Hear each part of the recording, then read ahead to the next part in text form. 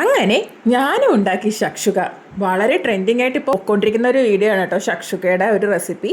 അപ്പോൾ ഞാനും ഒന്ന് ട്രൈ ചെയ്യാമെന്ന് വിചാരിച്ചു. നിങ്ങളും ഇത് കണ്ടിട്ടൊന്ന് ട്രൈ ചെയ്ത് നോക്കൂ. വളരെ ഈസി ആയിട്ട് ഉണ്ടാക്കിയെടുക്കാൻ പറ്റുന്നതാണ് കേട്ടോ. അപ്പോൾ അതിനായിട്ട് ഇതാ കട്ട് ചെയ്ത് വെച്ചിരിക്കുന്ന വെജിറ്റബിൾസ് ആണ്. ആദ്യം ഒരു പാൻ എടുക്കുക, അതിലേക്ക് വെളിച്ചെണ്ണ അല്ലെങ്കിൽ ബട്ടർ ചേർക്കാം. എന്നിട്ട് അതിലേക്ക് കുറച്ച് ഗാർലിക് ചേർത്ത് കൊടുക്കാം, നമ്മുടെ വെളുത്തുള്ളി ചേർത്ത് കൊടുക്കുക. എന്നിട്ട് അതിലേക്ക് ഒരു സവാള കട്ട് ചെയ്ത് ചേർക്കാം, പിന്നെ ഒരു പച്ചമുളക് അല്ലെങ്കിൽ കൂടുതൽ ചേർക്കാം എരിവ് വേണമെങ്കിൽ. എന്നിട്ട് അതിലേക്ക് ഉപ്പും കൂടെ ഇട്ട് നന്നായി ഇളക്കി കൊടുക്കുക. ഇളക്കിയ ശേഷം അതൊന്ന് വേണ്ടി വരുമ്പോഴേക്കും ഒരു പകുതി ക്യാപ്സിക്കം കട്ട് ചെയ്തതും കൂടെ ചേർത്ത് കൊടുത്തിട്ടുണ്ട്. ഇനി അതൊന്ന് ഇളക്കിയ ശേഷം അടച്ച് വെച്ചൊരു 5 മിനിറ്റ് വേവിക്കുക. എന്നിട്ട് മൂടി മാറ്റിയിട്ട് അതിലേക്ക് ഒരു തക്കാളി ചേർക്കുക, കട്ട് ചെയ്ത് ചേർത്ത് കൊടുക്കുക.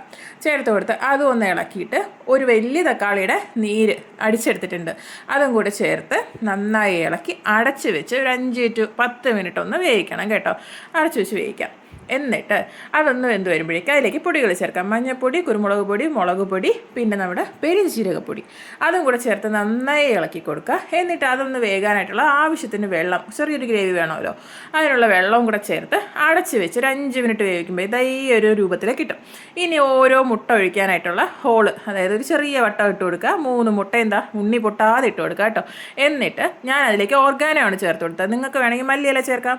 എന്നിട്ടൊരു 10 മിനിറ്റ് ആകുമ്പോഴേക്കും മൂടി തുറക്കുക. അതാ ഹാഫ് ബോയിൽ ആയിരിക്കണം കേട്ടോ, ഉണ്ണി പൊട്ടാതെ പൊട്ടില്ല സത്യം പറഞ്ഞാൽ.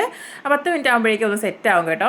ഒരു 1 സൈഡ് വെന്തിട്ടുണ്ടാവും. അപ്പോൾ എളുപ്പത്തിൽ തയ്യാറാക്കി എടുക്കാൻ പറ്റുന്ന ഒരു റെസിപ്പി തന്നെയാണ്. നിങ്ങളൊന്ന് ട്രൈ ചെയ്ത് നോക്കുക. ചപ്പാത്തിക്ക് വളരെ ബെസ്റ്റ് കോമ്പിനേഷനാണ് കേട്ടോ.